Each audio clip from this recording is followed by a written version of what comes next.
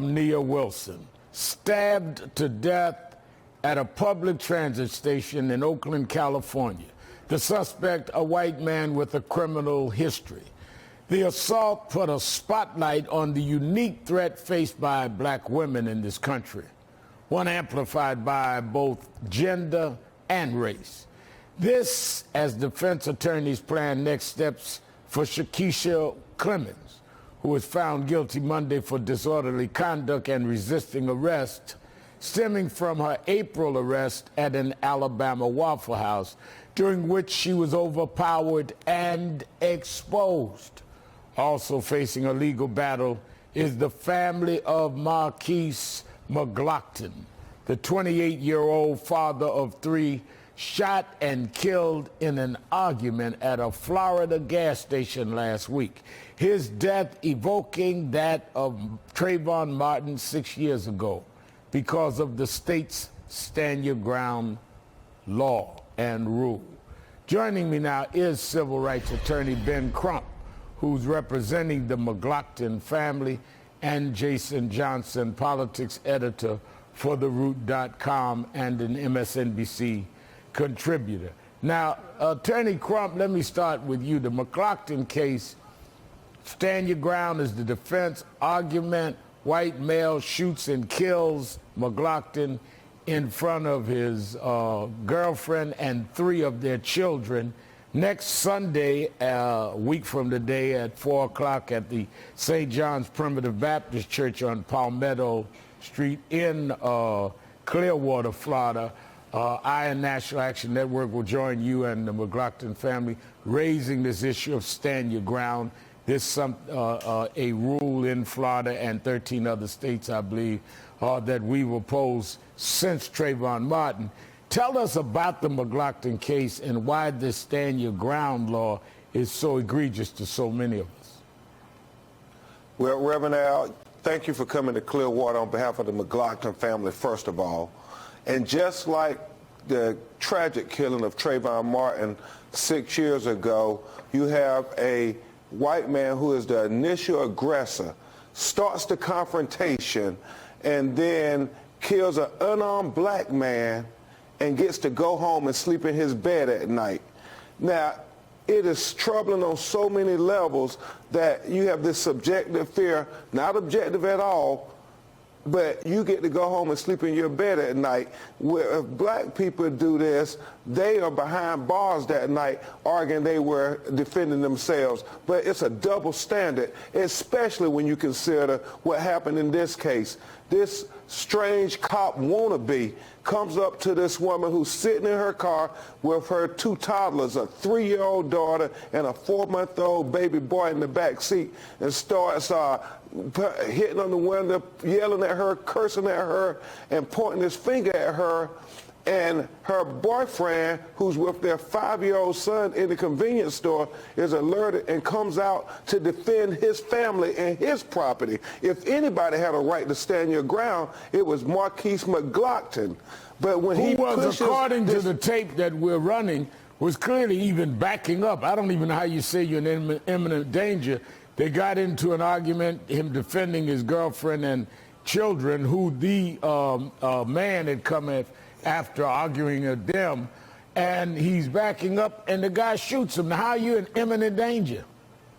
Absolutely. Watch the video. You don't have to take anybody's word for it. When he pulls the gun, everybody starts to back up. Marquise takes 4 steps back, 4 seconds elapse. There's a white gentleman that is walking up. He jumps back as well. He is not in objective fear. This is not justified on any level. This stand your ground law is a license to kill black and people of color with no consequences. And that's what we see happening over and over again. And the legacy of Trayvon Martin, as his family starts to tell their story in their docuseries, is once again at the crux of this political season. We're going to deal with that docuseries. Primaries. We're going to deal with that docuseries in the next segment, and I'll be with them tonight at the Apollo. But Jason Johnson, when we look at this, when we look at the case in Mobile, Alabama, that both Ben Crump and I have been down there with Clemens. When we look at what happened with Nia in California, are we seeing an emboldening of people that really want to come out and just aggressively deal in a racist manner? Or are we just seeing it again being exposed? Because one of the things that I've questioned is why the media has not been talking more about what happened to McLaughlin. People always argue, why does Al Sharpton and others march? If you don't rally and you don't do things, they don't even really make it a news item. It's like we don't matter. Well, yeah, there's several levels to this, Rev, and I think it's important for the audience to sort of understand the distinction. What happened to Nia, that woman in California, that's terrorism. And we've seen a rise of white nationalist terrorism and white supremacist terrorism in this country.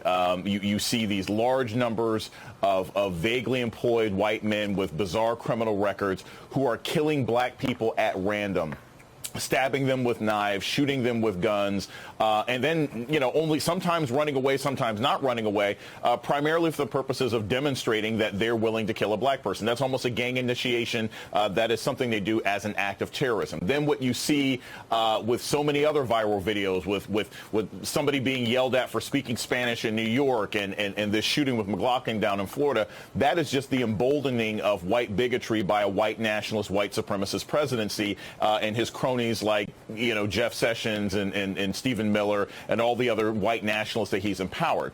It is a daily danger to live life as a black person in this country. That has never not been the case. But the emboldening of sort of your random white bigots and then the loosening of the grips on white terrorism in this country has raised the stakes for all of us. So it's extremely important to take into consideration. I'm not going to tell you to avoid any white man that walks up to you and doesn't seem to know you and might possibly stab you. That would be crazy and make it very difficult to use the subway. But I will say this. It might be in black people's best interest to be even more invested now in buying guns and teaching yourself about safety and making sure that you vote in every single local election that you can to get rid of police chiefs and prosecutors who do not take these cases seriously. Ben, in Florida, there is a governor's race this year. There's a Senate race, state legislature races. Shouldn't the stand your ground law be part of what the citizens in Florida raise to each of the candidates to take a stand, given what happened to Trayvon and the acquittal of Zimmerman on using stand your ground really as a basis for what he did? Given what now has happened to Marquise, shouldn't that be a central test for every candidate in the state of Florida? Shouldn't we be saying that next week when we're in Clearwater? Absolutely, Reverend Al. And don't forget Corey Jones in Palm Beach, who you preached a eulogy, because the police officer raised stand your ground in that case.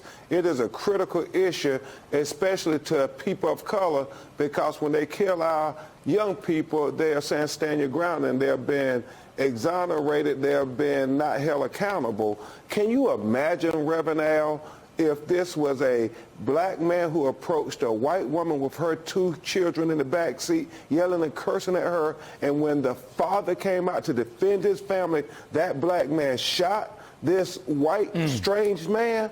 It would, not only would he be arrested, if he made it out the parking lot without being shot. And that's why I'm so proud of Senator Cory Booker, Senator Kamala Harris, and Senator Bill Nelson and others for demanding the Department of Justice start an investigation, since the local law enforcement agency said they are not going to arrest him. The state attorney and the federal government are the only 2 people who can bring justice for Marquise McLaughlin. All right, and that's the call. I'm going to have to leave it there. Thank you, Benjamin Crump and Jason Johnson.